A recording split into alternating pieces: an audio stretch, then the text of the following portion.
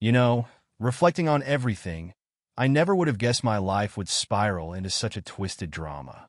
For the longest time, I believed Sarah and I were just your typical happy couple. We had our share of ups and downs like anyone else, but we managed to navigate through them. Or at least that's what I kept telling myself. We had recently moved into this new neighborhood, a chance for a fresh start, or so I thought. It was a place where we could create new memories, get to know the neighbors, and settle into our so-called peaceful life. Initially, things seemed to be going well. We quickly hit it off with James and Emily, our neighbors next door. I have to admit, James had that kind of charisma that draws people in, a successful businessman, a smooth talker who always appeared to know what he was doing. Emily, on the other hand, was quiet and reserved, yet incredibly sweet. I often joked that they balanced each other out perfectly. Little did I realize that this so-called perfect balance was nothing more than a facade. At first, everything felt normal. Actually, even better than normal. Sarah appeared happier. Our weekends were filled with exploring new spots in town, trying out various restaurants, and going on hikes. But like all those seemingly perfect things, the cracks started to show. And they didn't just appear, they gaped wide open. And once I noticed them, I couldn't look away. The first hint that something was amiss with Sarah hit me out of the blue.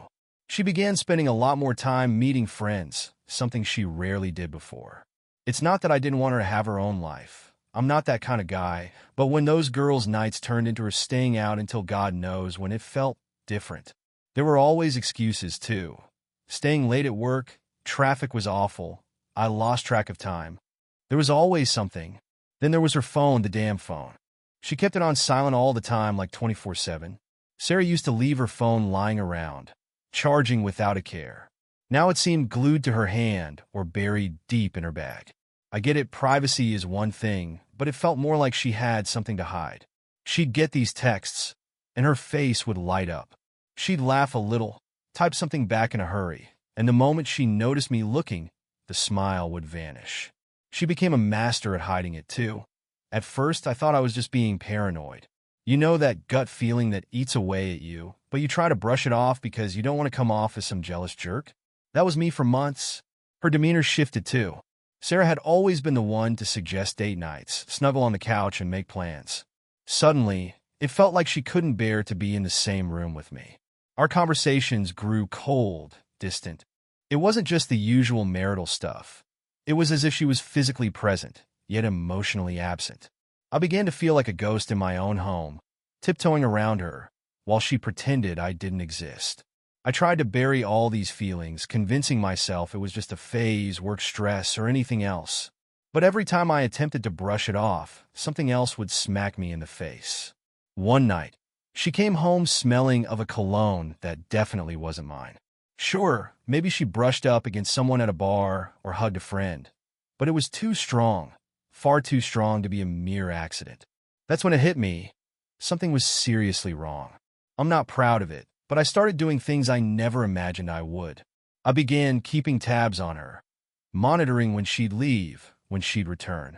I'd check her calendar to see if her late work nights matched up. At first, they did until one day they didn't. That's when I stumbled upon her meeting James.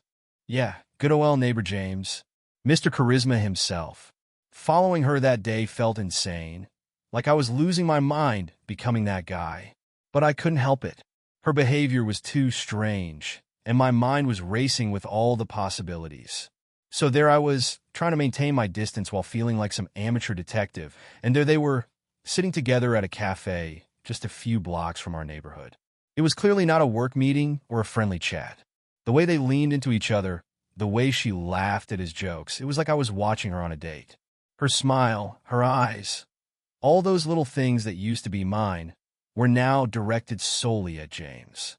I remember feeling this knot in my stomach, like the ground had just fallen away beneath me. In that moment, I snapped a picture. A part of me thought, maybe you're overreacting, but deep down I knew. I just knew. That was the first time I felt that raw, undeniable sting of betrayal. But it certainly wouldn't be the last. No, this was merely the beginning of a nightmare that would unravel everything I believed about my life, my marriage, and who Sarah truly was. Confronting her wasn't an option. Not yet. I needed more information. I needed to be certain. Talking to Emily was off the table, too. I mean, what would I even say? Hey, just so you know, I suspect your husband is sleeping with my wife. No, I had to remain silent, at least for a little while longer. The truth is, bottling up all that rage was eating me alive. Everywhere I turned, I saw Sarah and James in my mind, laughing, chatting, touching. Each time I looked at her, I felt nauseous. Every time I saw him, I wanted to wipe that smug smile off his face. But I kept my composure, at least on the outside. Inside, I was a complete wreck, a swirling storm of anger, confusion, and yes, a touch of fear. Fear of what was to come. Fear of how everything would change. One afternoon, while I was meandering around the neighborhood trying to clear my mind, I ran into Emily. She was out walking her dog, and for a brief moment, I thought about just nodding in her direction and moving along. What was I supposed to say to her? Anyway, how could I meet her gaze, knowing her husband was sleeping with my wife? But then she called out to me, and there was no escaping it. So, I forced myself to engage, made small talk, and inquired about how she was holding up. As I watched her speak, I noticed she had a gentle demeanor, a little shy, a little reserved. Yet, beneath that soft surface, I sensed something sharper, more insightful. Maybe it was just my mind playing tricks, but I could swear I saw a glimmer of sorrow in her eyes, as if she was carrying a burden of her own. That's when it dawned on me. Maybe she knew. Maybe she had her own suspicions brewing. Or perhaps she was just like me, struggling to make sense of a life that was gradually unraveling. So, I decided to dip my toes into the conversation. I casually brought up the topic of relationships, almost as if we were engaging in friendly banter. I asked how things were going between her and James, and mentioned how caught up Sarah had been with work. That's when she let her guard down. She sighed and gave a tired smile, admitting that things had felt distant between her and James. He'd been more engrossed in his work lately, staying late, often distracted. Sound familiar? It echoed my own situation. What struck me most, though, was how she said it, as if she had become accustomed to it, convincing herself it was the norm. She went on about how much she trusted James, how they had weathered tough times before, yet he had always remained loyal. I felt this intense urge to shout, to shake her awake and tell her to recognize the truth, but I held back. I couldn't drop this bomb on her, not yet. The more she spoke, the clearer it became that she was oblivious. She was stuck in the same illusion I had been trapped in, desperately trying to justify all the warning signs. It filled me with disgust. I hated seeing that flicker of hope in her eyes, knowing it was built on a foundation of lies. So, I resolved to take action. I couldn't let her continue in ignorance when I held the truth. Emily, I said finally, and I could see her confusion morphing into caution as she paused mid-sentence to look at me. There's something I need to share. It's about James and Sarah. At first, her face contorted with confusion, quickly followed by unease. What do you mean? She asked, her voice barely a whisper. Taking a deep breath, I steeled myself for what I was about to reveal. They're having an affair. The words hung in the air like a heavy weight, and for a split second, I thought she might faint. She blinked rapidly, shaking her head as if trying to clear her mind, refusing to accept what I had just disclosed. That's not possible, she stammered, forcing out a laugh that sounded more like a strangled cry. You must be mistaken. James, he wouldn't— Emily, I interjected. I wish I were mistaken. I truly do. But I'm not. I followed Sarah one day, and she met up with James. It was more than just a friendly get-together. It was intimate. She still refused to believe me. Shaking her head, she looked at me as if I were delusional, as if I was fabricating some wild tale. So I did what I had to do. I pulled out my phone and showed her the picture I had taken at the cafe. The way Sarah leaned into James, the way he touched her arm, it was all there, clear as day. When Emily laid eyes on it, I could see the moment her entire world shattered. She grabbed the phone from my hand, staring at the image as if it were a lifeline slipping away. Her breathing quickened, tears brimmed in her eyes, and then came the anger. She flung the phone back to me, muttering, "That bastard." We settled onto a nearby bench after that, both of us enveloped in silence. What could we say? Everything we had believed about our lives and marriages had been shattered in the blink of an eye. And despite how much I loathed James and Sarah, my heart ached for Emily. She didn't deserve this. Neither of us did. But once the tears dried up and the shock faded, a new emotion took root. Anger. Pure, unfiltered rage. Emily clenched her fists, her gaze fixed on the horizon, and I could see the gears whirring in her mind. "They think they can just walk all over us?" she muttered. "They think we're going to just sit back and allow this?" I shook my head resolutely. "Not a chance," I replied. "They won't get away with this. We're going to make them pay." And that's when we hatched our plan, a plan to give James and Sarah a taste of their own medicine. It may sound insane, but we were both driven by raw emotion at that moment. Revenge felt like the only logical response, the only thing that seemed right. The idea was straightforward: ensure they catch us together. Make sure they walk in on us during a moment they'd never forget. "Let's set a trap," Emily suggested, her voice low but fierce. "Let's make certain they see it every second. Let them understand what it feels like." I nodded, feeling that same fire of vengeance igniting within me. I realized this wasn't merely about retaliation. It was about reclaiming control, about not allowing them to think they could ruin our lives and walk away unscathed. And sure, maybe it was also about feeling something, anything other than the pain they'd inflicted. Emily and I got to work on our plot. We pinpointed a night when we were certain James and Sarah would be out, likely sneaking around as they usually did. We made sure they'd come home at precisely the right time, so when they returned, they'd find us together. We intended to ensure they saw everything, that they understood just how badly they had messed up. I can't say whether what we were planning was right. Honestly, I didn't care. All I knew was that at that moment, it felt like the only way to reclaim a piece of what they had stolen from us. And we were ready to do whatever it took to make them pay. Let me tell you, plotting revenge is a lot easier than executing it. When Emily and I sat there brainstorming how to unravel their little love affair, it all seemed so clear. Get together, let them see us, make them feel the sting. Simple enough. But as the night approached, I began to realize just how complicated it all was and how much pain we were both carrying around. But we were all in, there was no turning back now. We meticulously chose the date. A Friday night when we were certain they would be out, likely pretending to be somewhere respectable while sneaking around behind our backs. We figured they would use the same old excuses, and we were spot on. Sarah informed me she had to work late again, busy with a big project or some other nonsense, and I pretended to buy it, flashing her a supportive smile that she probably thought I still believed. Emily told me James had a networking dinner, and the moment he left the house that evening, I just knew they were together.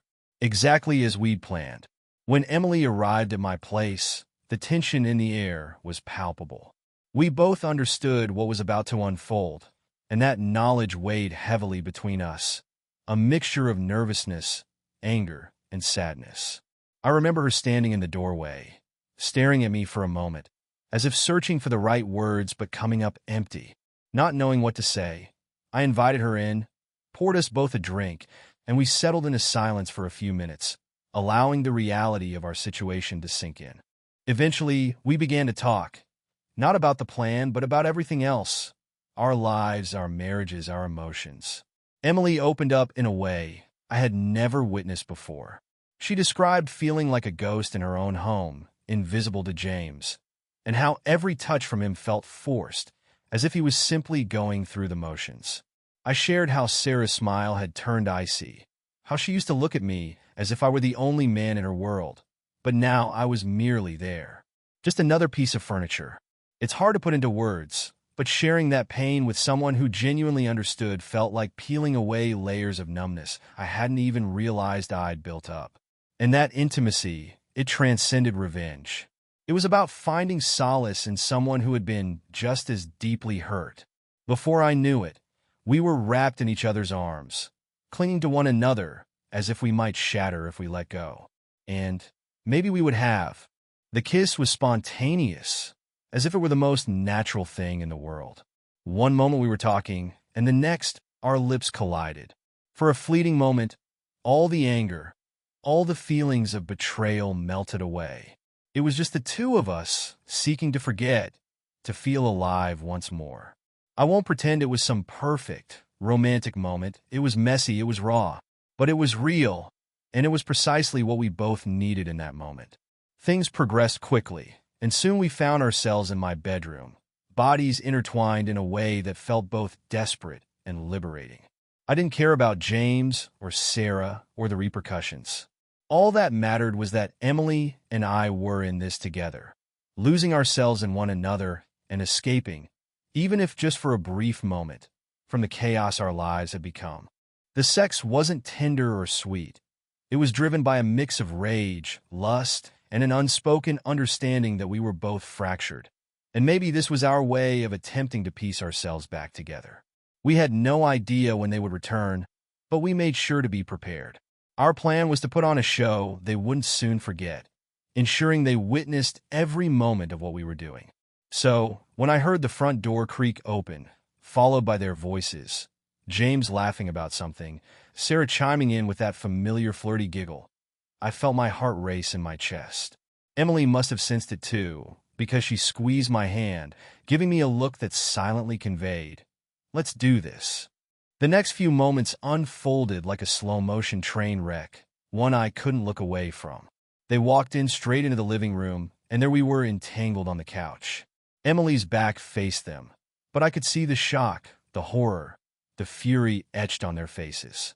James's eyes widened, and he stood frozen for a moment, as if his brain couldn't process the scene before him. And Sarah? Oh, Sarah! Her expression twisted into a blend of fury and revulsion, as if she couldn't believe I would stoop so low, like I was the one who had betrayed her. And then all hell broke loose. James lunged at me, yelling something I couldn't quite catch. I barely had time to roll off the couch before he was on me, swinging a wild punch that barely missed my face. I scrambled to my feet, pushing him back, and we squared off, fists raised, ready to tear into each other. "Are you out of your damn mind, David?" James yelled, his voice cracking in disbelief. "Am I out of my mind?" I shot back. "How long have you been sleeping with my wife, James? How long?" Sarah's voice joined the fray, high and shrill. "How could you do this to me, David? After everything? Everything we've been through? Everything we've been through?" I scoffed bitterly. "You mean like all those late nights with James? How could I do this? Why don't you explain yourself for once?" Emily, still sitting there wrapped in a blanket, shot daggers at James. "I guess now you understand how it feels," she said coolly, her voice unwavering amid the chaos surrounding us. The shouting match felt endless, accusations, curses, and insults ricocheting off the walls. James and Sarah tried to flip the script, casting Emily and me as the villains, but we held our ground. We laid everything out in the open, revealing every lie, every secret. I could see the realization wash over them, clear as day. The guilt and shame flickered in their eyes. They had no defense, no way to wriggle out of the truth that hung in the air. In one last attempt to assert his dominance, James lunged at me, but I shoved him back hard enough that he stumbled and knocked over a lamp. Sarah shrieked and rushed to his side, as if I had just inflicted a grave injury on her precious lover. At that moment, I knew I was finished. Finished with the lies, the deceit, the endless excuses. They could have each other. They were welcome to whatever consequences awaited them. As Emily and I stepped out of that house, we left James and Sarah to wallow in their own chaos. For the first time in what felt like an eternity, I didn't feel like the world was caving in on me. I felt liberated. Sure, it was messy and chaotic, but it was authentic. I knew that whatever lay ahead, I was ready to face it. The dust didn't settle after that night. It only thickened, smothering everything in its wake. You'd think confronting the truth would bring some clarity, like ripping off a Band-Aid to let a wound breathe. But that was just the beginning, the spark that ignited a war that would consume everything around us. The following morning, I awoke in my own house, the emptiness of my bed more pronounced than ever. Sarah hadn't returned, and frankly, I didn't expect her to. I assumed she was either with James or hiding out somewhere, attempting to wrap her mind around the chaos we'd unleashed. I could only imagine the conversation they were having, how they might twist the entire scenario to make it seem like my fault or Emily's. But I was indifferent. Let them spin the narrative however they wished. It wouldn't alter the facts of what they had done. Around midday, the storm finally broke. Sarah burst through the door like a whirlwind, her face flushed and her eyes wild. "What the hell is wrong with you?" she screamed, her voice cracking as if she were on the verge of tears. "How could you do this to us?" To me? I remained seated on the couch, my expression blank, allowing her words to bounce off me. I was done being the fall guy, the one who always bent over backward to appease her. I let her shout and rant, letting her anger pour out until she finally paused, breathless, waiting for me to respond. "Are you finished?" I asked, my voice icy and detached. The question seemed to throw her off balance, leaving her standing there, mouth agape, momentarily lost for words. I rose slowly, approached her, and for the first time in what felt like ages, I looked her squarely in the eye. No fear, no hesitation. "You want to talk about betrayal, Sarah? About shattering what we had? You stroll in here after everything and play the victim? Do you even hear yourself?" "You slept with Emily," she shot back, as if that was the trump card, the silver bullet that would turn the tide. "You're no better than me." I laughed, a harsh, bitter sound that cut through the tension. "Yeah, I did. And you know why? Because you did it first. I was fed up living a lie, tired of pretending we were something we weren't. I gave you a taste of your own medicine, Sarah. And let's be honest, you brought this on yourself." Her expression twisted in fury, but there was a flicker of something else there, shame, guilt. I saw it flash across her face, and it felt gratifying. For the first time, I didn't care about her tears or her quaking voice. All I wanted was for her to confront the reality of her actions, to finally face the truth. "It wasn't like that," she replied weakly, and I could see her faltering. I didn't mean for this to happen, David. I was confused. I was lonely. You don't understand." "I don't understand?" I interrupted, stepping closer, feeling the anger bubble up inside me. "You're right, Sarah. I don't understand. I don't get how you could betray me, betray our marriage. I don't understand how you could look me in the eye every single day and lie repeatedly. And spare me the excuses. You were lonely? Well, guess what? I was lonely too. But I didn't go sleeping with the neighbor. That was all on you." At that point, her defenses crumbled, tears streaming down her cheeks. "I'm sorry," she sobbed, her hands trembling as she reached out to me. "I'm so sorry, David. I never wanted to hurt you. Please, we can fix this. We can try again, I promise." "Stop," I said, pulling away from her like her touch burned. "There's no fixing this, Sarah. No trying again. I'm done. You made your choice, and now you have to live with it. We both do." And that was it. I walked away, leaving her standing there amidst her tears and regrets. For once, I didn't look back. There was nothing left to salvage, nothing worth fighting for. I was done pretending. In the days that followed, everything exploded. The neighbors caught wind of the turmoil. How could they not, with all the shouting and slamming doors? And suddenly, our once friendly block transformed into a war zone. James attempted to confront me a couple of times, but I quickly shut him down. He'd approach me, full of bravado, trying to paint me as the bad guy, but I wasn't having it. "Go fix your own marriage, James," I told him. "Or don't. I don't care. Just stay the hell out of my face." Emily wasn't having any of James's nonsense either. I vividly recall seeing her and James having a heated argument in their driveway one night, and it hit me just how far we'd all fallen. What had once been a picture-perfect image of two happy couples had devolved into a battlefield. The lines were drawn clear. There was no going back. The very next week, Emily filed for divorce, and I knew I had to follow suit. The entire experience felt surreal, like I was a spectator watching someone else's life unravel. Meetings with lawyers, dividing up assets, squabbling over who gets what, it all felt so detached. Yet it was painfully real, and I had to confront it head-on. Sarah, of course, tried to turn everything into a campaign for saving our relationship. She'd call me, text me, even show up unannounced, pleading for another chance, insisting we could go to counseling and start fresh, all that hollow nonsense. I had never seen her so desperate, so pitiful. I couldn't tell if she was more frightened of losing me or losing the life we had built together. But it didn't matter. My decision was final. "Why, David?" she cried one day, standing in our kitchen and clutching a half-empty bottle of wine like it was her only anchor. "Why can't we just try? I know I messed up, I know I hurt you, but we can make it right. Please. I love you." I looked at her, truly looked at her, and all I saw was a stranger. A stranger who had lied, cheated, and shattered everything we once held dear. "I don't love you anymore, Sarah," I replied, my voice firm and resolute. "And you don't love me either. Maybe you did once, maybe I did too, but that's ancient history now. I'm not going to spend the rest of my life pretending that's enough." In that instant, she crumpled, collapsing onto the floor in a heap of tears, sobbing as if her entire world was collapsing. And maybe it was, but I didn't comfort her. I didn't reach out or offer words of solace. I let her cry, let her fully absorb the pain she had inflicted. I was no longer going to be her savior. She didn't deserve it.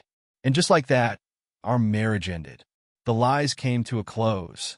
While it felt like a million daggers were stabbing into my chest, I knew it was the right course of action. I couldn't continue living in that nightmare. Couldn't keep pretending we could revert to what we once were. James and Sarah could have each other. They deserved each other. Two deceitful, treacherous individuals tangled in their own toxic web. As for me, I was ready to burn it all down, walk away, and start anew. Ready to reclaim my life, one step at a time. Filing for divorce didn't feel like a relief. It was akin to diving headfirst into a tempest that threatened to obliterate whatever remained of my old life. And if you think ending a marriage is simply about signing a few papers and calling it quits, think again.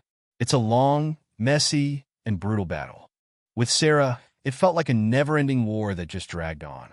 I vividly remember that first meeting with my lawyer, sitting across from a guy who seemed unnaturally calm for what I was about to unload on him. I laid everything out, leaving no sordid detail unmentioned. The infidelity, the lies, the confrontation. It was like ripping open an old wound and letting it bleed in the middle of a sterile office. My lawyer nodded, jotting down notes, already plotting how to dismantle our shared life. The process itself was hellish. Sarah became relentless, and any hope I had for a clean break evaporated the moment she secured her own attorney. Suddenly, it was all about money, property, and who got what. She had her sights set on the house. Of course she did. She wanted alimony, claiming she needed support because her career was less stable than mine. I was taken aback by her audacity. Here was this woman who had spent God knows how long cheating on me, and now she expected me to fund her escape? Not on my watch. We fought over everything. The car, the furniture, even the damn coffee maker. Every meeting, every email from her lawyer felt like a dagger aimed right at my heart. Don't get me wrong. I wasn't about to let her walk away with whatever she pleased just to avoid a fight. I was done capitulating, done letting her dictate how this would end.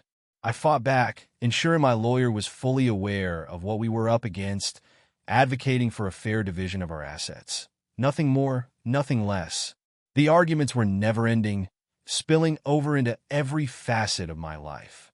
Work, sleep, even my attempts to distract myself with friends or hobbies, it all circled back to this painful process. Just when I thought we were on the brink of resolution, Sarah would pull some stunt, dragging it out a little longer. Maybe she still held out hope that I'd cave, that I'd throw my hands up and give her whatever she wanted. But I was no longer that guy. During all this chaos, I didn't hear much from James, not directly at least. Emily and I had both agreed early on not to drag each other back into the mess we had created, to let each of us fight our own battles. After that explosive night, we realized that whatever connection we had, whatever we'd shared, wasn't something we could carry forward. It had been a fleeting moment, a spark fueled by revenge and raw emotion, but it lacked substance. We didn't regret it, but we knew it wasn't the start of something meaningful. Just two broken people seeking solace in each other's wreckage. And that was perfectly fine. Emily and I kept in touch, offering support as we trudged through our respective divorces. But the dynamic had shifted. It was now platonic, more like two survivors navigating the aftermath together. I think that's exactly what we both needed. A friend who understood the situation without the complications of a romantic involvement. There was no drama, no expectations, just the understanding that we had both emerged from the flames, still standing. As time passed, I began to claw my way back toward a life that felt like my own. It wasn't an easy journey. Hell, I wasn't even sure where to start. For months, my existence revolved around Sarah, our marriage, and the messy unraveling of it all. But now it was just me, just David. It was time to discover what that truly meant. I hit the gym with a vengeance. I had always worked out occasionally, but this time was different. It wasn't about sculpting my body or looking good for others. It was a refuge where I could unleash all that pent-up anger, all that pain, and sweat it out until I was left with nothing but exhaustion. In a strange way, it worked. Each session felt like chiseling away at the remnants of the broken parts of myself, rebuilding piece by piece. Some days, I fought the urge to stay in bed and let the world pass me by. But every time I managed to push through that resistance, I felt a little stronger. Outside of the gym, I revisited old hobbies that had been buried under years of neglect. I dusted off my guitar, started strumming again, allowing the music to drown out the noise in my head. I ventured out hiking, fishing, anything that helped me escape reminders of my past life. I even reconnected with friends I had lost touch with, guys I hadn't seen in ages because I had been so wrapped up in my marriage. And damn, it felt invigorating. It felt good to laugh, to drink, to simply be myself again without constantly looking over my shoulder, worrying about what Sarah was doing, where she was, or who she was with. Every day felt a little less burdensome than the last. I began to sleep better, waking up without that heavy weight sitting on my chest. Sure, there were moments, fleeting flashes of memories, reminders of what we once shared, that would hit me hard. But I was learning to let those moments drift away, not to cling to them so tightly. Holding on to the past was like grasping shattered glass, just pain and bleeding. The divorce process dragged on, of course, but it began to feel like background noise. Sarah and I communicated barely at all, only through our lawyers, which suited me just fine. With each passing day, I felt the ties to my old life loosen, and a new horizon began to take shape. A horizon that didn't include her. It's funny how going through something like this can alter you, not just in the ways you expect, but in ways you never saw coming. I didn't emerge from this with a new love or a fairy tale ending, but I did come out of it stronger, with newfound clarity about what I wanted and who I really was. And that felt like more than enough. For once, I wasn't focused on fixing someone else's problems. I wasn't trying to salvage a broken marriage. I was simply living, taking it one day at a time, one step at a time, moving forward. For the first time in ages, I felt like I could breathe again. Like the weight of the world had finally lifted.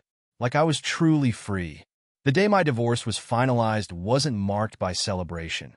It was a quiet conclusion to a brutal chapter. Once it was over, I felt an immense relief, as if the storm clouds had finally cleared. Sarah and I were done. The chains were broken, and the anger I had carried around began to fade. I forgave her, not because she deserved it, but because I needed to let go in order to move on.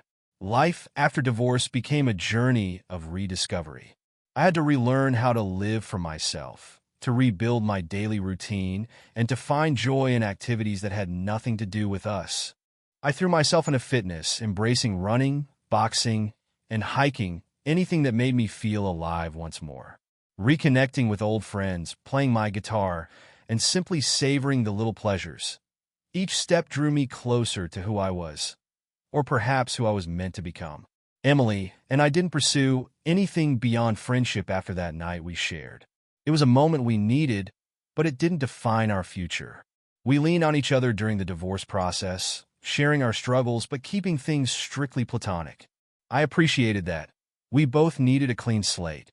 I ventured into dating again, going out more, and meeting new people, not rushing into anything, just enjoying life. Sarah's memory would occasionally surface, but the sting had lessened. Instead of clinging to the past, I learned to let it slip away, finding comfort in my own company and the life I was crafting anew. Every struggle, Every sleepless night had shaped me into someone stronger and happier. When I looked in the mirror, I finally recognized the person staring back. It wasn't about forgetting the past. It was about moving forward and finding peace with who I was now. And that was enough.